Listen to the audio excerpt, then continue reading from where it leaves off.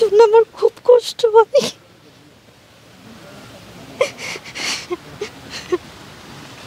কথা বললে কথা শুনে, যেখানে বলি যদি বলি রাজাবাবু এদিকে উঠো, শুয়ে থাকবো, যদি কেউ আসে বলি ময়না উঠো, তো দাঁড়ায় উঠ পড়ে। এই যে দেখলেন না আপনাদের সামনে ডাক দিলাম, উঠা পড়ছে। এমনি খুব লক্ষ্মী, বড় হইলে কি কথা মানে খুব।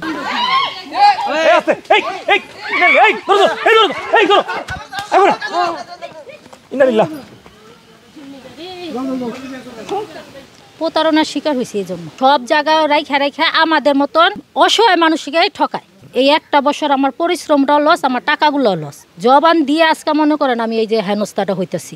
সুবহানাল্লাহ, glory be to Allah. Subhanallah, glory be to Allah. Subhanallah, subhanallah, subhanallah, subhan। আসসালামু আলাইকুম সুপ্রিয় দর্শক, আশা করছি আপনারা সবাই ভালো আছেন। সবাইকে খামার বাড়ির নতুন একটি পর্বে স্বাগতম জানাচ্ছি। আমি শামীম আহমেদ। দর্শক বন্ধুরা, আজকে আমরা চলে আসছি ময়মনসিংহ জেলার ত্রিশাল থানার গোপালপুর গ্রামে। আজকে আমরা আসছি এই গ্রামের একজন নারী উদ্যোক্তার খামারে। আপনারা দেখতে পাচ্ছেন আমার পাশে রয়েছে সুমি আপা। উনি একজন প্রান্তিক খামারি। উনি আসন্ন 2024 কুরবানিকে কেন্দ্র করে খুব সুন্দর একটি গরু লালন পালন করেছেন। মূলত এটা 24 সাল না, এই গরুটা উনি 23 সালকে কেন্দ্র করে লালন পালন করেছিলেন এবং উনি কিন্তু 23 সালে এই গরুটি বিক্রি করতে গিয়ে প্রতারণার শিকার হয়েছিলেন। উনি গরুটি বিক্রি করতে গিয়ে কী ধরনের প্রতারণার শিকার হয়েছেন সেই বিষয়গুলো আমরা আপনাদেরকে জানাবো। এবং আসন্ন 2024 ঈদে এই যে গরুটি উনি লালন পালন করেছেন, যে গরুটির নাম উনি রেখেছেন রাজাবাবু, এই রাজাবাবু গরুটি উনি বিক্রির জন্য কেমন দাম চাচ্ছেন সেই সম্পর্কে আমরা আপনাদেরকে জানাবো। এবং এই গরুটির কিন্তু আপা খুব বেশি দামও চাননি এবং খুব আদর যত্ন করে কিন্তু এই গরুটি উনি লালন পালন করেছেন। তো আসলে উনি খুব স্বপ্ন নিয়ে কিন্তু এই গরুটি লালন পালন করেছেন। তো আসলে প্রতারণার শিকার নয়তো গত বছরই গরুটি বিক্রি হয়ে যেত। তো আমি আপনাদেরকে বলবো, আপনারা যারা বড় গরু কুরবানি দেন, আপনারা সামনাসামনি এসে এই গরুটি দেখলে কিন্তু খুবই পছন্দ হবে। চমৎকার একটি গরু। স্পেসের কারণে হয়তো গরুটি ওইভাবে বোঝা যাচ্ছে না। যথেষ্ট সুন্দর গলকম্বল রয়েছে, চুট রয়েছে এবং গরুটির ওজন অনুযায়ী উনি কিন্তু খুব সুন্দর একটি দামও চেয়েছেন। আপনারা যদি আপার কাছ থেকে গরুটি ক্রয় করে নেন তাহলে আপা কিন্তু উপকৃত হবেন।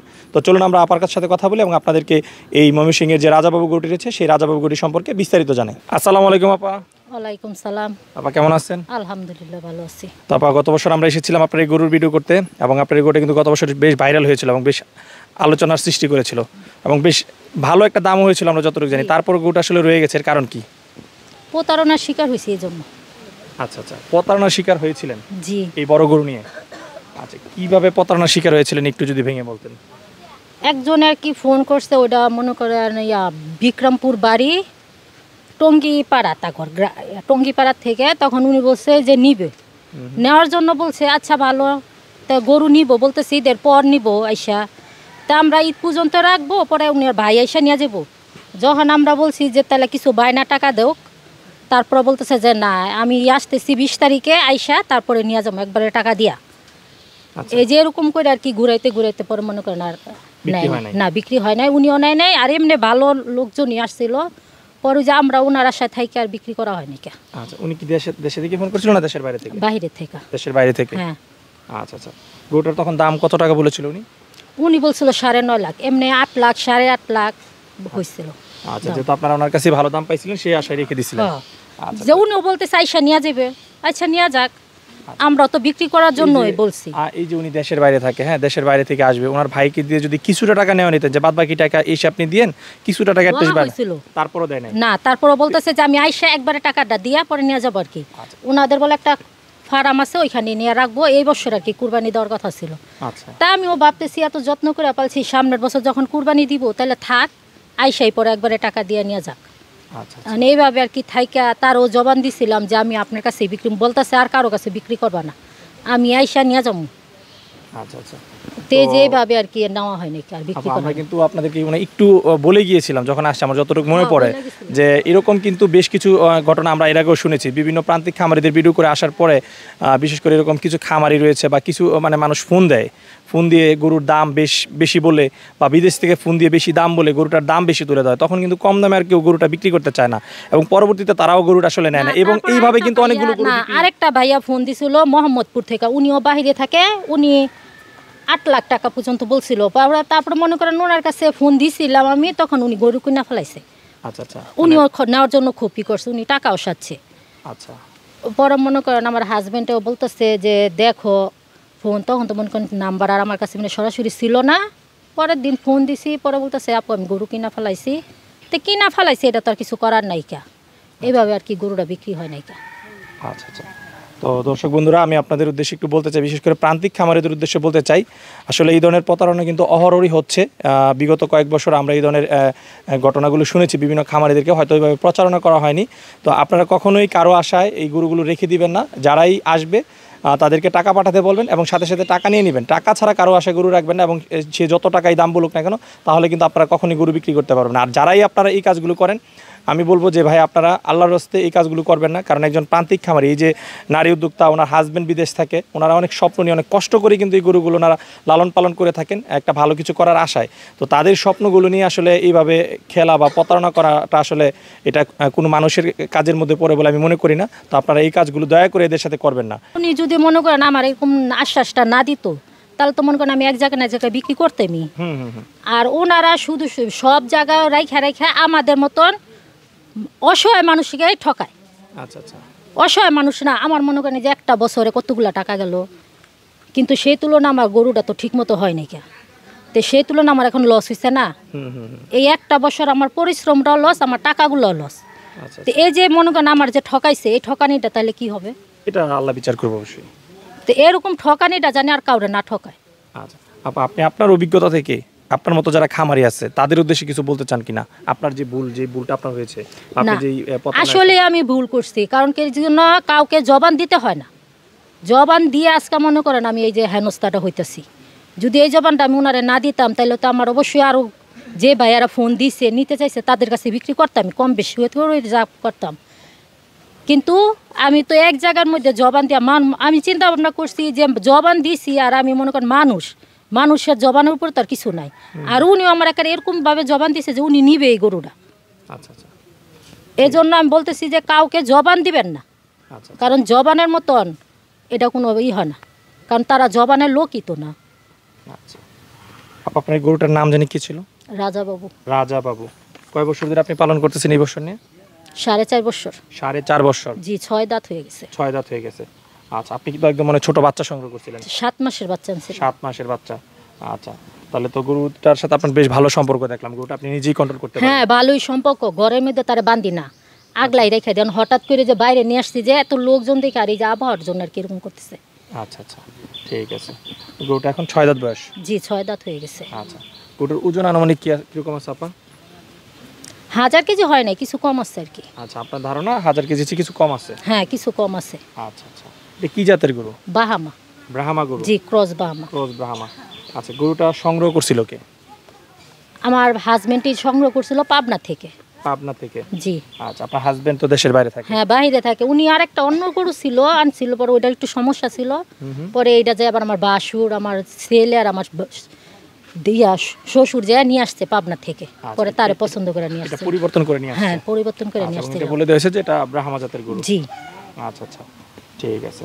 আর এই যে নাম রাখা হয়েছে রাজা বাবু, না? জি, রাজা বাবু। নাম রাখছে কে এটার? আমিই রাখছি। আপনিই রাখছেন? আচ্ছা, রাজা বাবু কি আপনার কথা শুনে? হ্যাঁ, খুব পোষ মানে। আচ্ছা। যখন যেটা বলি এটাই শুনে। কিন্তু ওই যে একটা দুর্ঘটনা ঘটছে, ওইটা কোনো সমস্যা না। কারণ কে লাগে ওটা কিন্তু মনে করেন তারও দোষ নাই। ও তো ইচ্ছা করে দেয় নাই কোনো ব্যথাটা, এমনি সহজে ব্যথা দেয় না।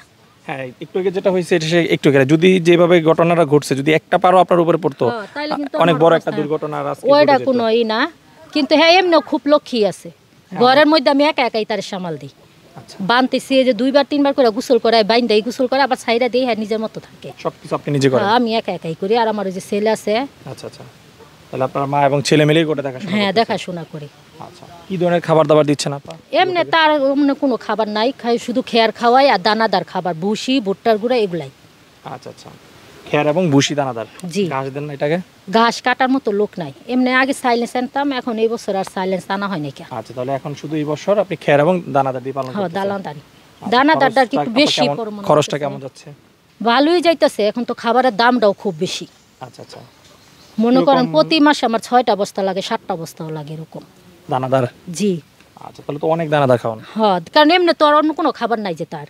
আচ্ছা আচ্ছা, তাহলে এক এক বস্তার তো দাম আমরা জানি যে অনেক 2000 টাকার উপরে হ্যাঁ বস্তা। 2000 টাকার উপরেই তাহলে তো বস্তা প্রতি মাসে 10,000 টাকার উপরে খরচ যাচ্ছে। 10,000 টাকার উপরেই যায় খরচ। তারপর মনে করেন তার ওই যে ডাক্তারি খরচ আছে 3 মাস পর পর, কিডনির ডোজ, লিভার টনিক এগুলা দেওয়া হয়। আচ্ছা, অনেক টাকা খরচ হয়ে গেছে। হ্যাঁ অনেক টাকাই যায়। এজন্যই তো বললাম যে এরকম লসের পাল্লার জানি আর কেউ না পড়ে আমার মতন, কারণ ভুল আমি করছি আর জানি কেউ না করে। আচ্ছা আচ্ছা আপা, এই গরুটার দাম চাচ্ছেন কত বিক্রির জন্য? আগে যে দাম বলছিলাম ওই দামই 10 লাখই। মানে গত বছরও 10 লাখ টাকা চাইছেন, এই বছরও 10 লাখ টাকা। জি 10 লাখই, এই যে এক বছর পালন করছেন তারপরে এই দামই রাখছেন? এই দামই রাখছি। আচ্ছা তারপরেও যদি কোনো সহৃদয়বান থাকে তাহলে জানি এসে নেওয়া যায়। আচ্ছা আচ্ছা। তো দর্শক বন্ধুরা, আমি আপনাদের প্রতি একটু আহ্বান জানাবো। আসলে একজন নারী উদ্যোক্তা, ওনার হাজবেন্ড প্রবাসে থাকে, অনেক কষ্ট করে এই গরুটি পালন করেছে এবং উনি আসলে গত বছর প্রতারণার শিকার হয়েছে, আপনারা জানতেই পারলেন। তো আপনারা যারা বড় গরু কুরবানি দেন, গরুটি কিন্তু মাশাআল্লাহ খুব সুন্দর একটি গরু, চমৎকার একটি গরু। আসলে ওইরকম প্লেস এখানে নাই, আমরা ওই জন্য ওই গরুটা ওইভাবে ক্যামেরায় ফুটিয়ে তুলতে পারতেছি না। গরুটা যদি সামনাসামনি এসে দেখেন তাহলে কিন্তু আমি বলতে পারি যে আসলে খুবই পছন্দ হবে। গরুর জাত যেটাই হোক, ব্রাহ্মা হোক, শাহিওয়াল হোক, কিন্তু গরুটা খুবই সুন্দর, যথেষ্ট সুন্দর। এর গলকম্বল রয়েছে আপনারা দেখুন, এবং না, এমনি সুবিশাল টুকটাক চুট আছে। রয়েছে, এবং গরুটির ওজনে কিন্তু বেশ ভালোই রয়েছে। তো এবং উনি দাম চাচ্ছেন 10 লাখ টাকাই, তারপর আলোচনার সুযোগ রয়েছে। তো আমি মনে করি আপনারা যদি এসে দেখেন, আশা করি দরদামে হয়ে যাবে, বাদবে না। আপা, আলোচনার তো সুযোগ রয়েছে নাকি? হ্যাঁ অবশ্যই আছে। আচ্ছা, ঈদ পর্যন্ত লালন পালন করে দিবেন তো? হ্যাঁ আচ্ছা। তো আপা, এই যে আপনারা তো শখের এবং ভালোবাসার গরু, খুব আদর যত্ন করে লালন পালন করছেন, আমরা যতটুকু জানি এটার সাথে আমরা বেশ ভালো সম্পর্ক। বিক্রি করে দিলে আপনার খারাপ লাগবে না?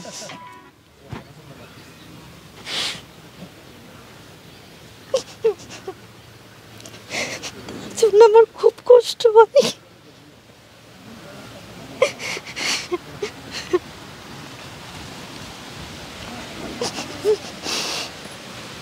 দর্শক, আপনারা বুঝতে পারতেছেন আপাকে আসলে বলাতে আপাই একদম ইমোশনাল হয়ে গেছে। আপার কান্না দেখে আমিও আসলে কি বলবো বুঝতে পারতেছি না। না খুব আদরেরই, কথা বললে কথা শুনে, যেখানে বলি যদি ওরা বলি রাজাবাবু এদিকে উঠো, শুয়ে থাকবো, যদি কেউ আসে কই বলি ময়না উঠো, তো দাঁড়ায় উঠ পড়ে। এই যে দেখলেন না আপনাদের সামনে ডাক দিলাম, উঠা পড়ছে। এমনি খুব লক্ষ্মী, বড় হইলে কি হইছে, কথা মানে খুব। আচ্ছা আচ্ছা, এরকম আসলে কষ্ট করে একজন খামারি গরুটা লালন পালন করেছে, আর সেই খামারির স্বপ্নটা আসলে একজন মানুষ প্রতারণা করে আসলে ভেঙে দিয়েছে। কি বলবো, আসলে বলার কোনো ভাষা নেই আসলে। তো যাই হোক, আমার আবারও আপনাদের প্রতি আহ্বান থাকবে যে আপনারা অবশ্যই গরুটি দেখবেন এবং আসলে এই গরুটি আপনারা নিয়ে নেবেন, যেন আপা একটা ন্যায্য মূল্য পায় এবং ভবিষ্যতে যেন এরকম আরও সুন্দর গরু পালন করতে পারে। অবশ্যই। আপা, আপনি যদি এটা বিক্রি করে সঠিক একটা দাম পান, তাহলে কি ভবিষ্যতে এরকম আরও গরু তৈরি করবেন কিনা? ইচ্ছা আছে করার। ইচ্ছা আছে? হ্যাঁ, আমার আর কি এমনি গরুর ঘর নাই। আচ্ছা আচ্ছা। আর যদি গরুর ঘর মনে করেন এমনি দিতে পারি, তাহলে বড় গরু পালার ইচ্ছা আছে আমার। আচ্ছা, আপনি তো এই গরুটা আপনার ঘরে, মানে শোয়ার ঘরের পাশেই দেখলাম রাখছেন। ওইখানেই রাখি, এমনি তো আলাদা করে ঘর নাই কি আমার। আচ্ছা। হঠাৎ করে গরু কিনা হয়েছে না, ঘর দেওয়া হয় নাই। আচ্ছা। এমনি আগে আমি অবশ্য ছাগল পালছিলাম, কিন্তু গরু পালার মতো কোনো চিন্তা ভাবনা ছিল না। ওই মোবাইলে দেখতে দেখতে পছন্দ হয়েছে, হঠাৎ করে কিনা হয়েছে। আচ্ছা আচ্ছা এই জন্য ঘরের ভিতরেই রাখা লাগছে তারে। আর একা একা যে থাকেও, আচ্ছা বান্দা তো যায় না তারে। এই যে দেখলেন না কি অবস্থা, তার মাথার মধ্যে রশি লাগানো যায় না। আচ্ছা আচ্ছা। হ্যাঁ, আপনি একটা শুকনো শিকল শুধু রাখতেন গলায় নাকি? শিকল রাখি না, আচ্ছা, ওই এটাও যে ছিল না? তালা মেরে গোসল করাই, আবার তালাটা খুলে দেয়, পরে ও একা একাই থাকে। আমার এরকম ছোটখাটো ভিডিও মোবাইলে আছে, আমি নিজে নিজেই করি, করে আচ্ছা, করে ওই যে ওর আব্বুরে দেই মাঝে মাঝে। তখন এই গলার ঝুলুরির আরেক সুন্দর দেখা যায়, ঘরে তো অন্ধকার, বোঝা যায় না। ঠিক আছে। আচ্ছা সুমি আপা, দোয়া করি আসন্ন 2024 ঈদের জন্য আপনি গরুটা বাড়ি থেকে খুব সুন্দর একটা দামে বিক্রি করতে পারেন। দোয়া করেন। আচ্ছা, ভালো থাকবেন আপা। আচ্ছা, আসসালামু আলাইকুম। ওয়ালাইকুম আসসালাম।